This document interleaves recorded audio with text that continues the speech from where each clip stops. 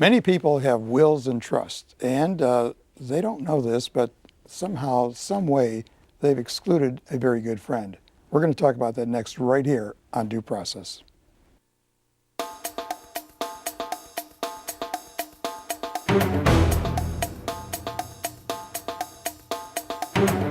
Major funding for Due Process is provided by Meade Lexus of Southfield and Meade Lexus of Lakeside, offering a large selection of new and pre-owned certified premium vehicles.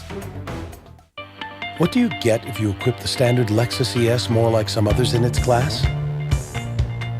Perhaps it's more a question of what you don't get. The Lexus ES Standard is nothing short of extraordinary. And by WWJ News Radio 950, keeping you up to date with the latest news, traffic, weather, sports, and business information 24 hours a day, 7 days a week. Live, local, and committed to Michigan's future.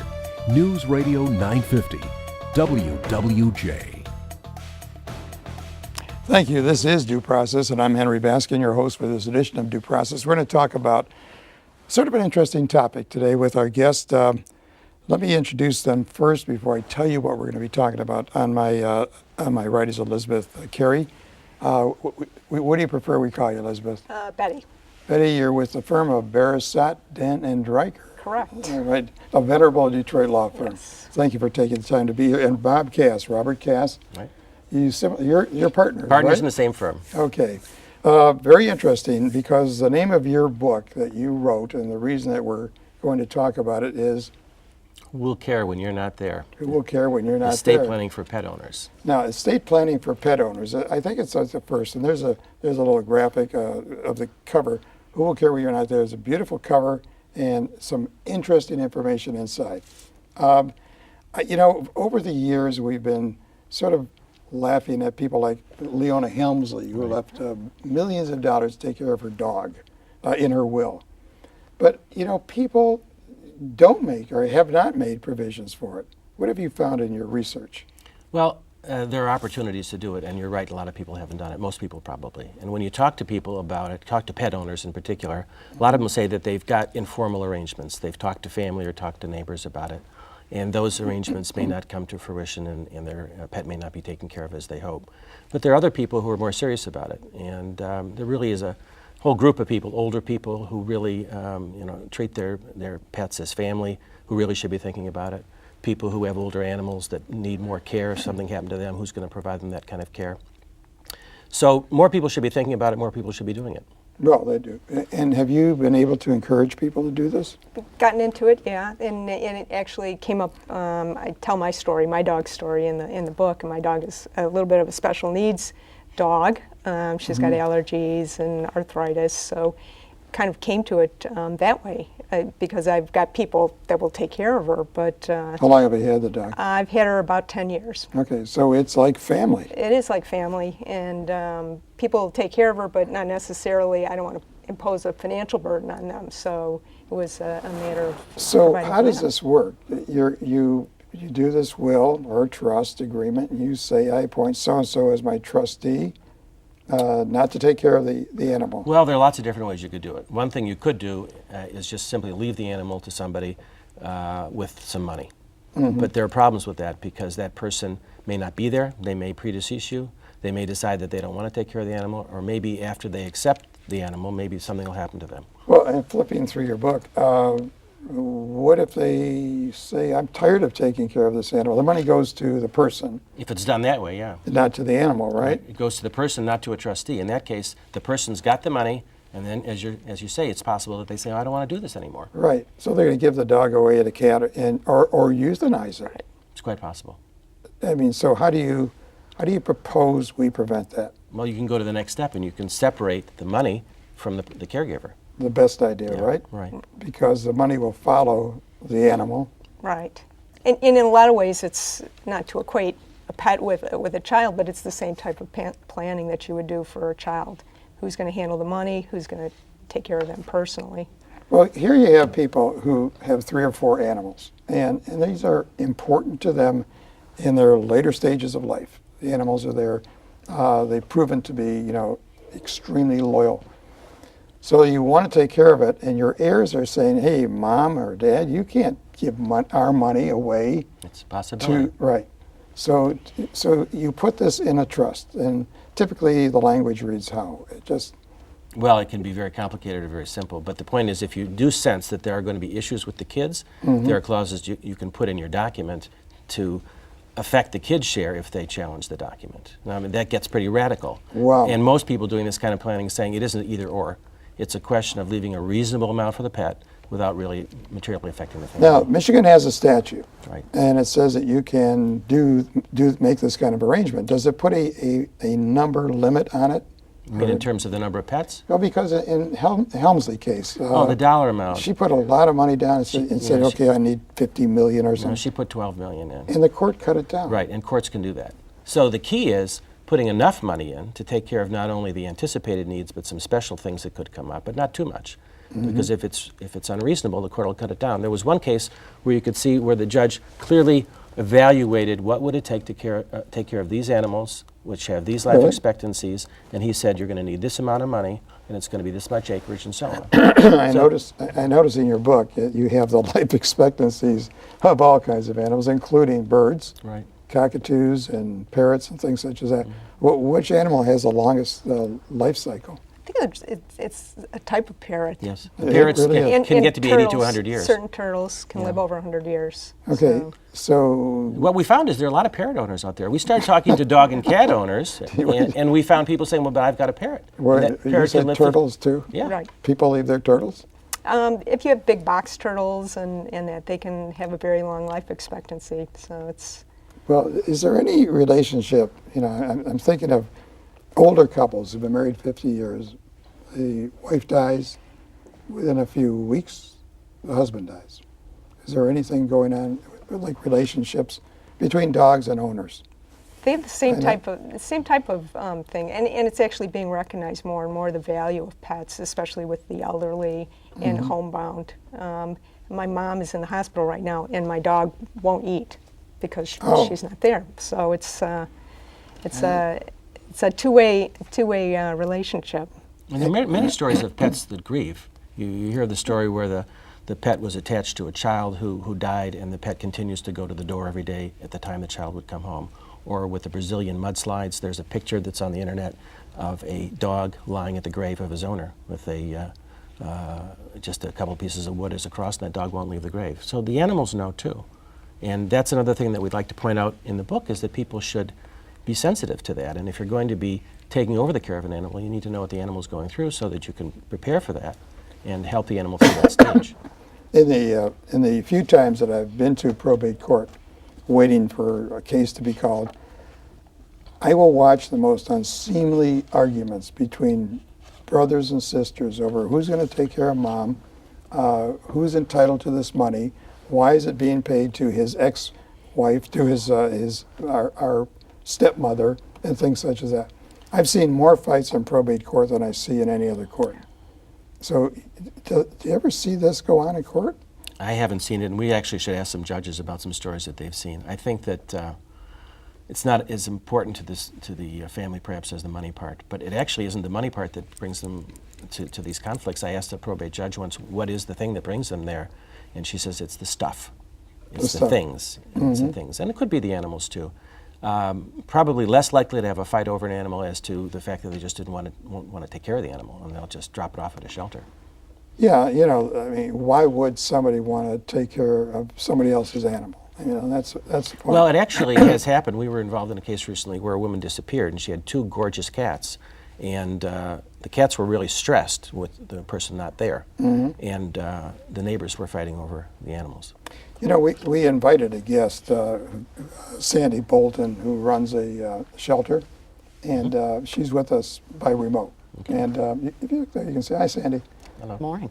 Good morning. Tell us about what you do in your involvement with animals. Well, I'm the public relations director for the Friends for the Dearborn Animal Shelter, and we're a medium-sized shelter by industry standards, and we see approximately 2,200 animals come through our doors through the course of a year. Well, how do they get there? I mean, is it because of people?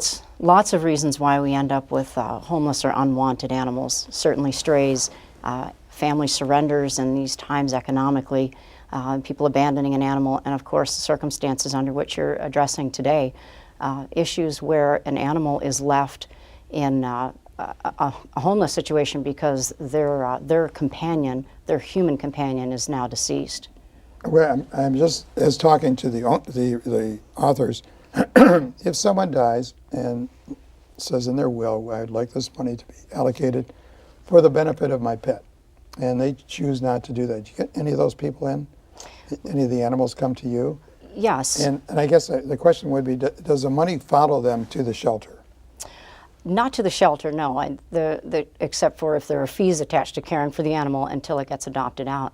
And the important issue that you're addressing today really is that people should plan for the care of this animal, because as you know, they have become a family member with their human, and when the human is deceased, they're very traumatized by it. Mm-hmm. And the more clear it is when somebody has planned for the care of this animal, in particular if it's then surrendered to a shelter and we have legal possession of it to adopt it out, the sooner we can do that, the better for the animal. Well, hold on for 1 second, because if they adopt it out, does the money follow the adoption? You could provide for that. Well, Or you could provide that it went to the shelter itself as an alternative. Okay. Well, so we've lost Sandy's picture, but I imagine that if the money goes with the animal, then it would make it a lot easier.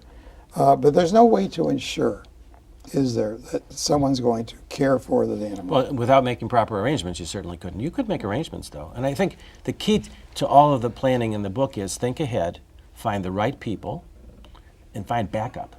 Because you don't know if your people are going to be there, and if you've got a series of people, it will be much better. I noticed in your book that you state that every state almost has a law. Right. What is Michigan's law? Well, actually, it gets complicated because the laws that are being passed now are allowing for the creation of a trust for the benefit of a pet. But you could do what we call a traditional pet trust, which is an individual who's the beneficiary, who's given the obligation to take care of the pet. So in every state, regardless of these pet trust laws, we could have a pet trust. Well, Sandy, you're back, but thank you. Thank you. Do you ever get anyone at your shelter who says, or who say, I have this dog, I don't want to take care of it, but this dog's been named in a will? Because this is sort of new ground that they're breaking here, but do you ever get that? Are you able to ever say, well, we can give you some money to take care of the animal? Well, the Dearborn Animal Shelter is not in a position to be a sanctuary for animals. We really are not prepared for that. So we only receive an animal that the intention is for it to then be placed into a new adoptive home. We aren't able to care for animals long term in our sheltering organization. So that wouldn't happen from the Dearborn Animal Shelter's perspective. So for most shelters, you keep the dogs for a certain period of time, animals for a certain period of time, and then they're euthanized?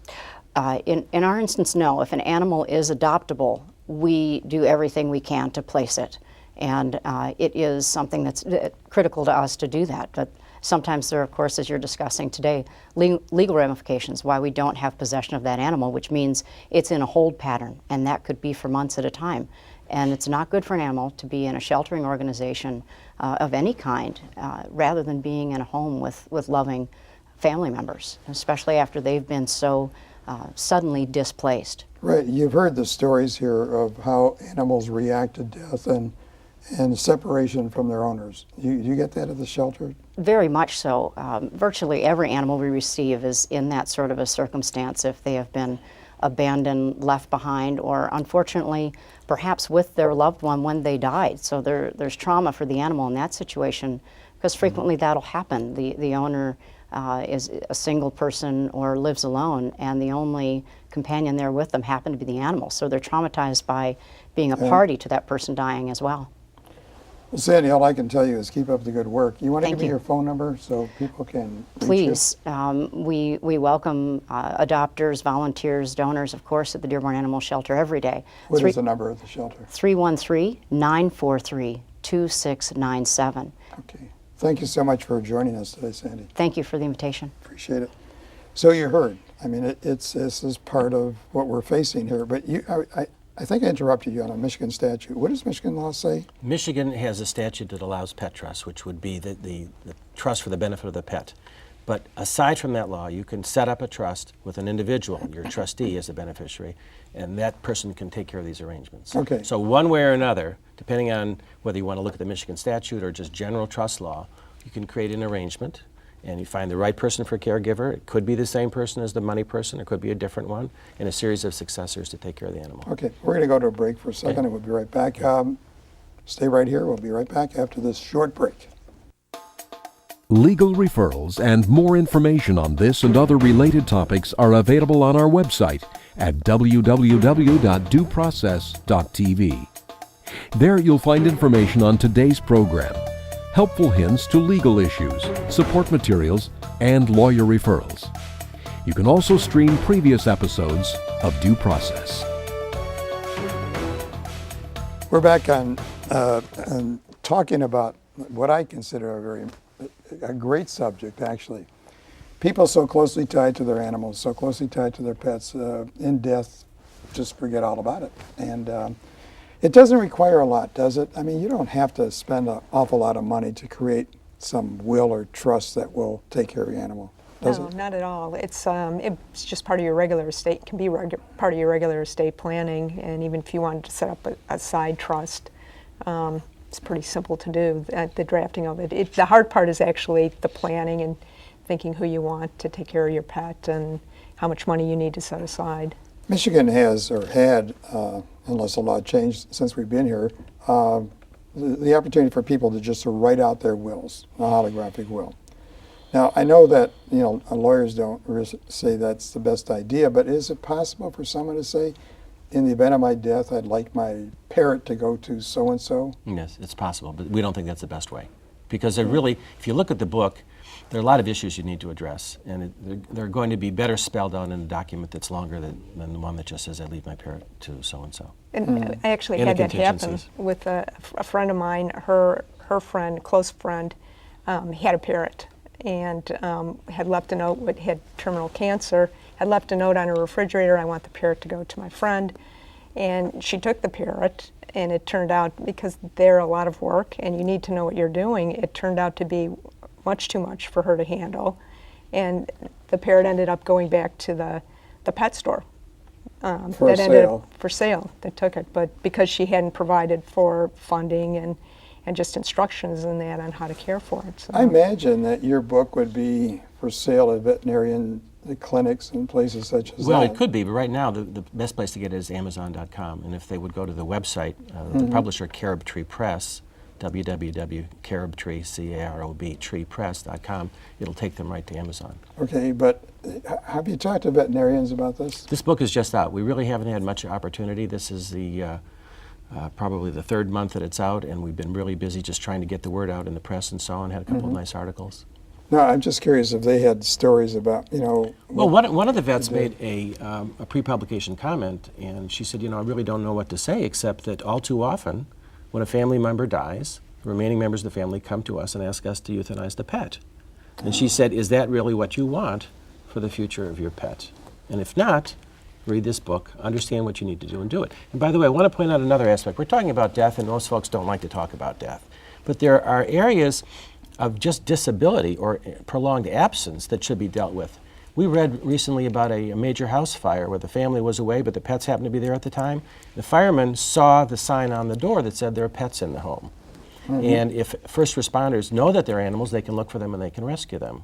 Another thing, if you get in a car accident or something like that, if you have a wallet card that says that I've got pets at home and who to contact, and the vet's name and so on, then people can know that. Otherwise, you could be laid up in the hospital for weeks and no one knows that the animals are there. We've provided both the wallet card and the sign in the book so people can have that. Oh, handy. you do have Yeah. that? Because that's I haven't thought about that. Yeah. That would be someone is disabled, taken from a trauma scene to a hospital, Right. to a facility, and they're not really in touch with the world at that particular time. And here are these animals in the Right. house. So you suggest it's a wallet card? There's a wallet card that has some information about the types of pets, the number of pets, and contact numbers, so people know. When we came to that home where a person had disappeared and left their pets, they hadn't had food or water for days. And you can just imagine what that looked like when you come into a home and these animals were really, really stressed. Well- So it's better that people know and provide not only for what happens in the event of their death, which most people will say is going to be years off, but what happens in the event of an accident or something like that.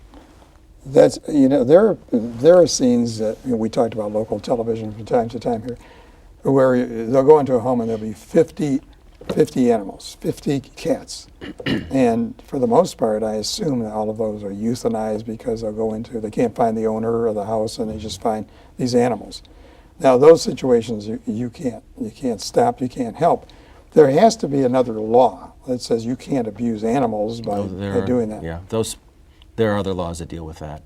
And I'm not sure exactly what would have happened to those animals. Perhaps they would go to a shelter and then maybe adopted out, depending on the health.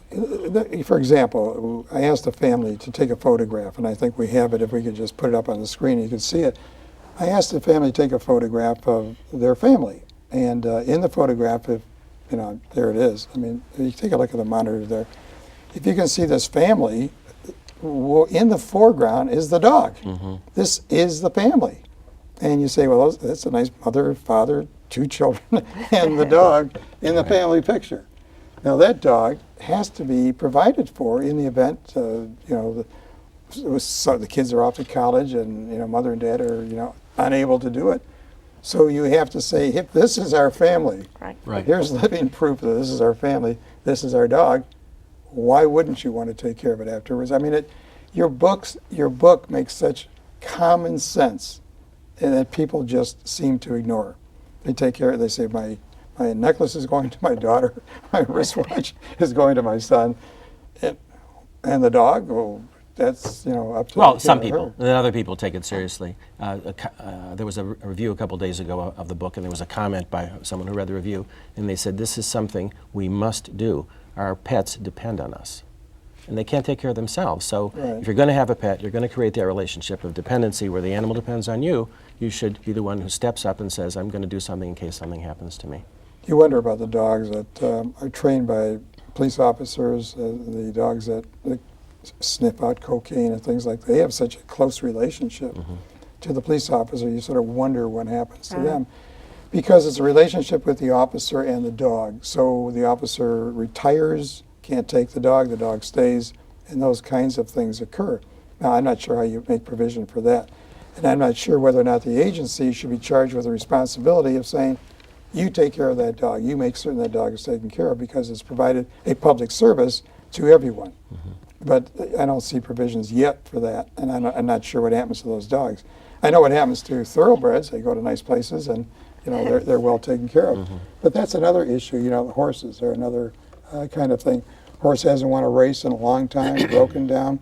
Before they're euthanized, is there somehow, some way to intervene and say, wait, let's check? No, there are places. In fact, there was a very major one that was in the news a few months ago, a foundation which had many, many horses who were beyond their racetrack years, and someone checked on them and they found they weren't being cared for well.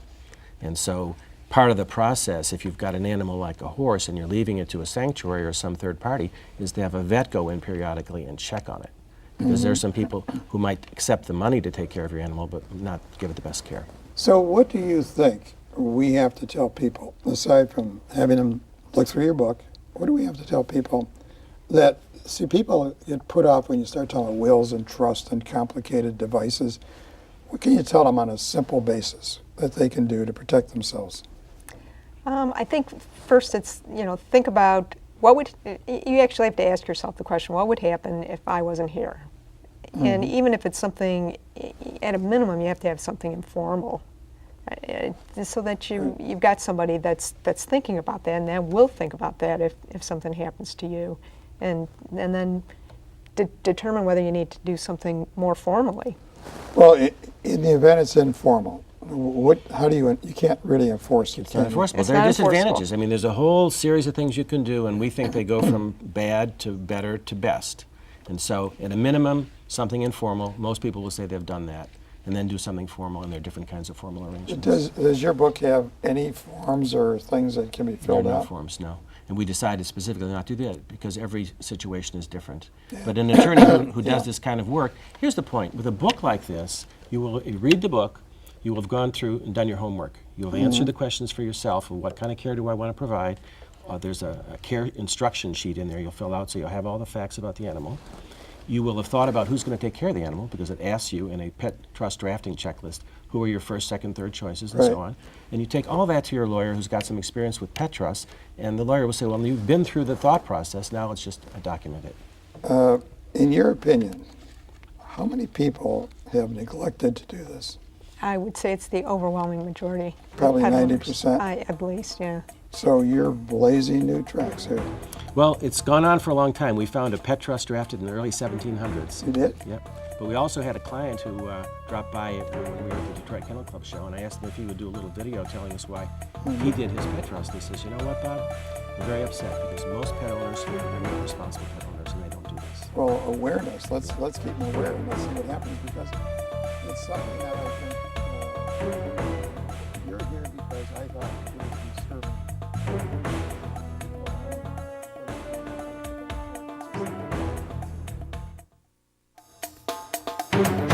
Major funding for due process is provided by Meade Lexus of Southfield and Meade Lexus of Lakeside, offering a large selection of new and pre-owned certified premium vehicles.